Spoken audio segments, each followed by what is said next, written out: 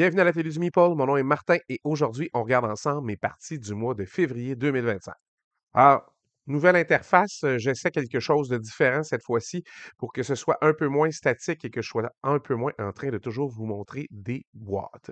Alors, j'aimerais vous parler d'abord que j'ai fait à peu près 25 parties dans le mois de février. C'est un plus petit mois, mais j'ai pris quelques pauses, là, puis j'ai joué aussi à des jeux plus gros. Alors, j'ai pas atteint un 30 ou 40 parties dans le mois, mais j'ai joué à des jeux extraordinaires. J'étais bien content. Alors, si on regarde la liste qui est juste sous moi, vous allez voir que j'ai fait 4 parties de Explorers of Navoria. Les Explorers of Navoria, c'est un jeu qui est sorti il n'y a pas longtemps. Alors, vous voyez, 7.5 sur BGG. Le poids du jeu en frais de complexité, c'est 2.20 sur 5. Avec l'extension, je pense que c'est un petit peu plus, mais à peine. C'est un jeu charmant. C'est un jeu qui est facile à expliquer aux gens. C'est un jeu très coloré. Les images sont magnifiques. Et vous allez sortir des jetons d'un sac. Alors, si vous voulez voir des images, là, il y en a des tonnes, là. Alors, vous voyez, nos petits meeples sont magnifiques. Les dessins sur les cartes sont superbes. Alors, on avance comme ça dans des choses qui sont vraiment très, très belles là, au niveau de l'illustration et tout. Moi, je n'ai pas la version de luxe, j'ai la version de base avec les, si vous voulez, l'extension. Puis l'extension me fournit euh, des, euh, des jetons de luxe juste pour la dernière, si vous voulez, la dernière ressource. C'est pas très important. Vous avez un plateau personnel comme ça que vous allez dégager des petites maisons que vous allez placer. Vous allez collectionner certaines ressources pour prendre des avantages en plein milieu. Et c'est un jeu de draft avec un drôle de système de draft où vous allez chercher les cartes en fonction des jetons que vous allez piger. Et on sort d'un sac, vous voyez ces jetons-là. On en sort deux. On en met un au village comme ça et un sur une carte. Et si j'en mets un sur une carte verte, je vais prendre une des cartes vertes qu'il y a à gauche et je vais l'ajouter à ma collection. Dans un premier temps, on sélectionne des cartes. Ils vont donner des bonus de fin de game, des ressources immédiates, toutes sortes de façons de collectionner les petits symboles que vous voyez ici dans le coin là, sur les cartes, qui sont 4 symboles de race, là. Ce sont des animaux, ce sont des gobelins, ce sont des humains, c'est toutes des choses comme ça. Et après, il y a une deuxième phase de jeu qui se joue à l'inverse, si vous voulez. Alors, c'est la dernière personne qui a drafté les cartes, ça va être dans l'autre sens, qui va choisir un des jetons ici et va le placer. Alors, si je prenais le jeton rouge ici, j'irais le placer sur une des trois marques et je prendrais les avantages qui sont à gauche. C'est un petit jeu, ma foi, assez intéressant. Euh, les gens ont beaucoup aimé. J'ai pas eu de difficulté à l'expliquer à personne. Ça se fait tout seul. C'est charmant et c'est rapide. C'est pas un jeu qui dure très très longtemps. Alors, si vous n'avez pas essayé les Explorers of Voria, ça peut être un très bon jeu à amener quand vous savez que vous avez des joueurs qui sont un petit peu moins gamers, mais qui aiment, qui ont déjà joué à des Ticket to Ride, des affaires comme ça. Ils n'auront pas de difficulté à comprendre ce jeu-là du tout. J'ai fait 3 parties de Château Combo parce que ça ressort souvent. C'est un petit jeu de fin de soirée. Même chose pour Cake Master qui est revenu souvent. Euh, je me suis procuré et j'ai joué un jeu que je n'avais pas kickstarté à l'époque, mais pas du tout ce que je voulais, boum, ici, qui s'appelle Shogun no Katana. Alors, Shogun no Katana, j'ai joué quelques parties, 2 ou 3. C'est un 7.8, fait qu'il est assez bien coté. Le niveau de complexité est un peu plus grand, 3.73. Les illustrations, encore une fois, sont magnifiques. Le jeu est joli. Je n'ai pas la version de luxe, fait que je n'ai pas toutes les petites figurines que vous voyez là. Par contre, ça vient avec des figurines standards pour tout le monde. Celles-ci ont un petit wash dessus, mais sinon, vous pouvez avoir les mêmes sans le wash, là. Ça fait très, très bien. Euh, le plateau de jeu est très bien illustré, c'est magnifique. Alors, c'est un placement d'ouvriers où il y a des actions à aller chercher. Il n'y a pas de la place pour tout le monde tout au long de la partie. Fait qu'il faut faire attention aux actions qu'on va prioriser. Et notre but, c'est de construire des katanas, des épées, pour des grandes familles et pour l'empereur dans le Japon, si vous voulez, du shogunat. Alors, ce qui est intéressant, c'est cette petite plaque-là, qui est un de vos 2 plateaux personnels, où vous allez mettre en branle la construction de Katana, si vous voulez. Alors, il faut aller chercher des ressources et à chaque fois que vous allez ajouter une ressource, si c'est la même ressource, le comme ici, il faut rajouter un bois, il est dans la ligne du bois. Alors, le petit carré ici qui représente votre katana va se tasser vers la droite, vers la ressource.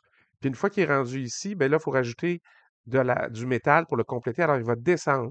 Et il faut faire une gymnastique parce que tous les katanas qui sont là ne peuvent pas être au même endroit dans votre forge. Ça représente votre forge. Alors, il y a moyen de rajouter des bonus tout le tour de la forge et on l'active en mettant un personnage. Alors, si je mets un personnage ici, j'active tous les katanas qui sont dans la colonne. Et là, j'aurais intérêt probablement pour la prochaine fois, peut-être de mettre un personnage ici à gauche pour activer les trois et essayer de les compléter. Là, on voit bien que celui-là est complété, celui-là est complété, lui, pas tout à fait. Alors, on veut peut-être livrer avant ou pas. L'idée, c'est de livrer le plus de katanas possible pour faire un maximum de points et aussi de faire des katanas qui vont être livrés aussi au shogun. On en fait un de comme ça, puis c'est très, très, très intéressant à regarder aller parce que vous allez toujours essayer de faire attention à comment vos katanas vont se promener dans la forge pour être complétés avant la fin. Et c'est un beau casse-tête à ce niveau-là. Le placement d'ouvriers est plus traditionnel.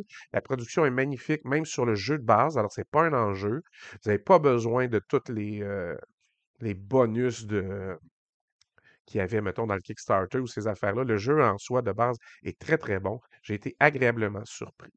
Après ça, j'ai rejoint une partie de Ark Nova. Ça faisait longtemps que je n'avais pas joué à Ark Nova. J'ai failli croiser. C'était tellement une drôle de partie où on a dû tout le monde a beaucoup joué les Constrictors, puis les Venom, puis ces affaires-là dans la partie. Fait qu'on s'est retrouvé à un jeu qui, contrairement à d'habitude, a été un petit peu ralenti, mais ça l'a empêché certaines personnes de partir en flèche jusqu'à, tu sais, à faire des différences de fou. Quelqu'un qui est à moins 20, puis quelqu'un qui est à plus 20. Non, moi, j'étais à -1. J'étais sur le bord de croiser, puis les autres étaient plus peut-être à 15. Non, c'était quelqu'un qui a fait je pense 27, quelqu'un a fait 22, 25, quelqu'un a fait une dizaine de points. Fait qu'on était quand même pas si mal. C'était vraiment très intéressant. Une game hors de l'ordinaire, on va dire comme ça. J'ai rejoué à la grosse version des Châteaux de Bourgogne. Cette fois-ci, on a essayé avec l'extension des vignobles. C'était super intéressant.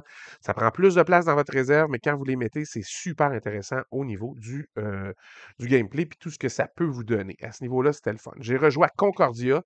Ça aussi, ça faisait un petit bout que je n'avais pas joué. Toujours, c'est le jeu le plus élégant au monde. C'est beige, oui, c'est ça, mais les actions, vous jouez votre carte, vous faites ce qui est écrit sur la carte, il n'y a pas de secret, vous allez chercher un maximum de cartes avant la fin parce que ça va servir de multiplicateur pour plein de points.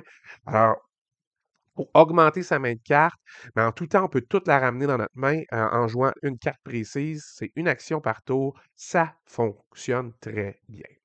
J'ai joué à Forest Shuffle. Oui, je voulais le faire tester parce que j'ai reçu l'extension Alpine. Je l'ai joué une couple de fois et je voulais le faire tester à mon amie Florence parce qu'elle est suisse. Fait que l'extension alpine, il y avait des affaires qu'elle, elle connaissait des montagnes suisses. C'était franchement bien intéressant à ce niveau-là. J'ai fait une partie de Fractured Sky, qui est un jeu que j'ai essayé là, dans la dernière semaine. C'était super intéressant.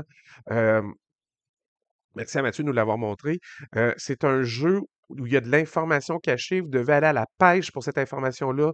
Vous devez ramasser des morceaux de météorites. Celui qui en a le plus à la fin. Et on est arrivé 3 personnes sur 4 ex aequo. Hein? Fait qu'il y a une personne qui avait 5, puis les 3 ou 6, puis les 3 autres avaient 9. Mais parce que je suis resté le premier sur la piste de joueurs, je me suis arrangé pour rester premier joueur. C'est moi qui ai départagé l'égalité et j'ai gagné. Alors, je suis pas sûr que j'aurais dû gagner, là, parce que il y a aller chercher l'information, c'est intéressant, mais il y a un côté très aléatoire à l'information qu'on va trouver. Fait que c'est important dans ce jeu-là d'aller voir l'info, mais ça coûte cher, ça dépense de l'argent et les ressources sont pas si grandes que ça. Alors, on a toujours des compensations. Si on n'a pas les premiers prix, à certains endroits, on peut avoir des ressources ou de l'argent pour aller justement payer puis voir les cartes qui sont mises en jeu. C'est assez clever, c'est assez intéressant, mais il y a juste les petits trucs bonus qui sont très, très, très puissants que si on ne va pas les voir, on peut passer carrément à côté puis vous ne pourrez pas tout aller les voir, ça coûte trop cher. Fait que Fracture Sky, c'est vraiment un super, super bon jeu. Je vous le conseille. Ça valait la peine, euh, vraiment, là, de voir ça. Après ça, j'ai joué à la Guilde des marchands explorateurs. Ça aussi, une petite game bien le fun. C'est rapide, c'est efficace. Une autre game d'Harmony, une autre game de Knar, une autre game de Las Vegas. J'ai testé aussi le jeu Mesos et j'étais bien content d'acheter ça. C'est un jeu qui est à 7.2 au niveau de l'appréciation sur BGG, mais c'est aussi un 2.05 sur 5, malgré le fait que Simone Luciani a travaillé à la conception de ce jeu. Simone Luciani, c'est le gars de Barrage, c'est le gars des Rats of Wistar. Il a fait plusieurs jeux qui sont assez complexes et c'est un petit jeu de cartes. C'est un petit jeu de cartes de draft. Les dessins sont magnifiques. Vous avez un plateau de jeu. Vous allez constamment chercher des points. Et pour aller chercher les cartes, soit en haut, soit en bas, vous mettez votre jeton ici pour choisir quelle action vous voulez. Comme lui, il va prendre 2 cartes en haut. Lui, il va prendre 2 cartes en haut, une carte en bas. Super intéressant. Ça fonctionne très bien. Mais si vous prenez cet avantage-là d'avoir trois cartes, bien, vous êtes la dernière personne à ramener les jetons, puis vous allez vous retrouver dernier. Il y a une pénalité en bouffe à payer. Puis en plus, bien, la prochaine fois, vous allez avoir le dernier choix. Une mécanique un peu à la King Domino. Et dans ce jeu-là, ça fonctionne très bien. Et tout ce que vous collectez, c'est soit de la bouffe, des ressources de bouffe, soit des points. Et c'est tout simple, c'est la personne qui a le plus de points à la fin qui gagne. Pardon. Les illustrations sont très jolies. Euh, Souvent, c'est la même illustration qui est à peine modifiée d'une fois à l'autre. Alors, si vous voulez voir les cartes, mettons comme ça, ben, il y a des cartes les cartes se ressemblent beaucoup. Alors, une fois, ça va être un personnage masculin dans la même position. Puis la fois d'après, ça va être un personnage féminin. Fait que c'est de petites variations, mais vous les collectionnez. Alors, toutes sortes de façons de collectionner les points. Il y a des cartes de fin de partie, il y a des buildings que vous allez construire qui vont vous donner des points supplémentaires, mais ça coûte très cher, les buildings. Et vous prenez des pénalités de fou si vous nourrissez pas votre monde. Alors, c'est quand même très intéressant. Puis à la fin, bien, vous avez une collection comme ça et vous devez additionner. Alors ici, c'est quelqu'un qui s'est diversifié dans les artisans. Ça donne énormément de points. Ici, les chasseurs lui ont rapporté probablement énormément de bouffe. Il n'y a pas eu de monde. Il n'y a pas eu trop de misère à nourrir son monde. Mais il a fait moins de points peut-être sur les chamans ou les artistes. Alors, ça fonctionne super bien. C'est rapide et vraiment la petite mécanique à la Queen Domino ou à la King Domino, pardon, c'est pareil. Ça, pour la sélection d'actions, ça fonctionne très, très, très, très, très bien. Euh, Faites une petite partie de Red Seven, un jeu de cartes très rapide, très clever. C'est The Last Man Standing, là. On joue à ce jeu-là, puis c'est toujours un, on se fait souvent disqualifier parce que les kits qu'on a en main ne nous permettent plus de jouer. Puis quand on joue, il faut toujours être gagnant à la fin de notre tour pour rester dans le jeu. Mais comme c'est super rapide, ça reste super intéressant. Et j'ai rejoué à Unconscious Mind. Unconscious Mind, qui est un jeu que j'adore. Euh, la thématique est magnifique où vous êtes des amis de Freud et vous développez la psychanalyse au tout début du 20e siècle. Il est quand même coté à 8, ce qui est très intéressant. Un niveau de complexité de 3.95, quand même intéressant. C'est pas simple. C'est pas que le jeu est si complexe que ça, mais c'est un jeu qui demande énormément de planification, de penser un peu à c'est quoi l'avance. Puis, il est fiddly un petit peu. Il y a beaucoup, beaucoup, beaucoup, beaucoup d'affaires. Vous avez euh, un plateau central pour mettre vos actions, un plateau pour vous promener en ville, vous avez votre plateau à vous à développer et vous avez un petit plateau où vous mettez les clients que vous allez traiter ainsi que leurs rêves à résoudre, parce qu'évidemment, c'est la psychanalyse, alors ça parle constamment de rêves. Alors, ce qui est intéressant, c'est que tout ce qui est dans le monde réel est dessiné par Vincent Dutray. Alors, ça donne une idée c'est très réaliste de BD européenne, alors que tout ce qui est du côté des rêves, c'est Andrew Bosley qui l'a dessiné. Et là, ça ressemble plus à des images de Riverdale, parce que c'est lui qui l'a dessiné, évidemment. Alors là, vous avez quelque chose de beaucoup plus intéressant au niveau de l'abstraction, c'est plus féerique, tout ça. Alors, ça fait un bon mois de février de jouer. J'entame le mois de mars avec une fin de semaine de jeu qui s'en vient complète. Alors, je vais être super content.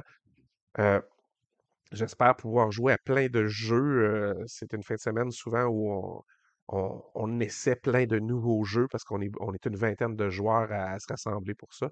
Fait que j'ai beaucoup d'espoir pour le prochain mois et j'espère pouvoir vous présenter là, des formats un peu comme ceux-ci qui vont peut-être vous aider à avoir une meilleure idée des jeux que je parle là, dans tout le mois que j'ai joué. Alors, j'espère que vous avez apprécié. Gênez-vous pas. Si vous avez des questions, posez-les. Ça va me faire plaisir d'y répondre sous la vidéo. Et dites-moi, c'est quoi votre jeu le plus joué pour le mois de février? Hein? Un petit 28 jours, un peu plus compact que d'habitude, mais vous avez joué à quoi? Et qu'est-ce que vous avez apprécié le plus? Qu'est-ce que vous avez découvert? Alors, on se revoit la prochaine fois. En attendant, amusez-vous.